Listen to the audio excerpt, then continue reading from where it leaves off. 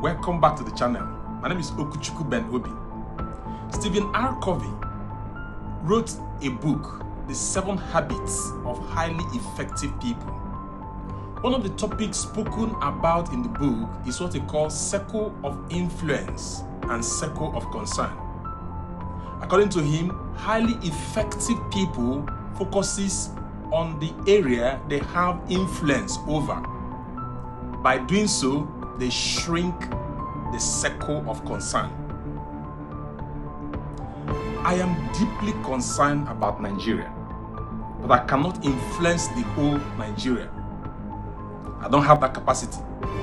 However, having been in the church most of my life, I can possibly influence a few Christians to start doing the right thing.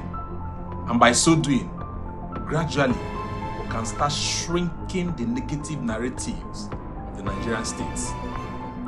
That said, to solve a problem, you must first agree that there is a problem. And the next is to find out the cause of that problem, which is a major step in solving the problem. Nigeria as a nation is characterized with numerous problems, and the religious bodies, especially the so-called churches, are the major cause of Nigerian problem. And guess what?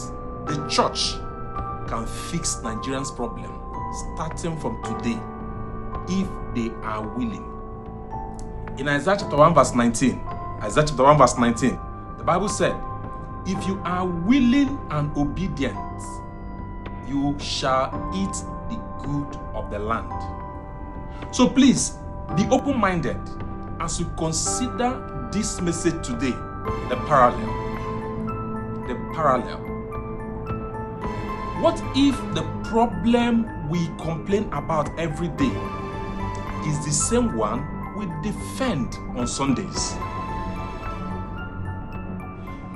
In Nigeria, we speak loudly about corruption in government. We call out greed, abuse of power, lack of accountability, and leaders who enrich themselves while the people suffer. But pause for a moment. Look at many of our Christian spaces. The same pattern appear. Just the same pattern. Leaders who cannot be questioned. They will intimidate you with quotes such as, "Touch not my anointed."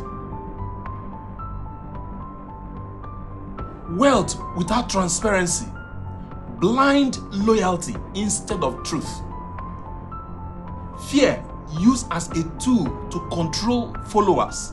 Followers depending wrongdoing simply because it comes from their own.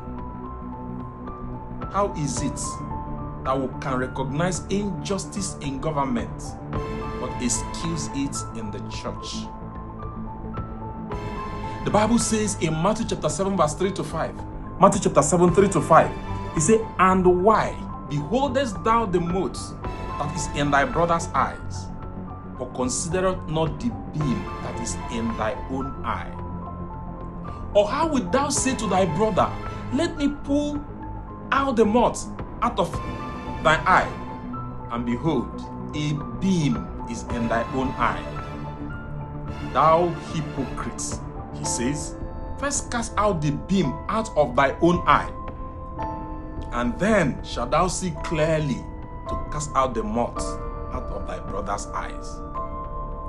How do we protest politicians for exploiting the people, yet celebrate spiritual leaders who do the same in different guise and forms? This is the parallel.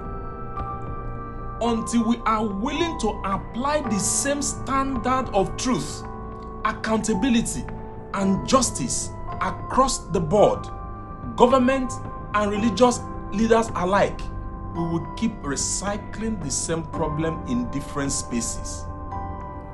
Real change begins with honesty, not selective outrage, not blind allegiance, but truth everywhere.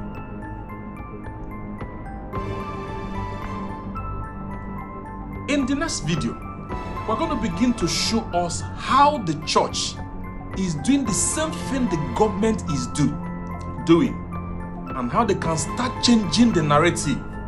And by so doing, I can guarantee that in 30 years from now, if the church are willing, we can start setting Nigeria on the right pedestal. Please help me. I am sincerely concerned and pained. Help me to share this video. Help me to like.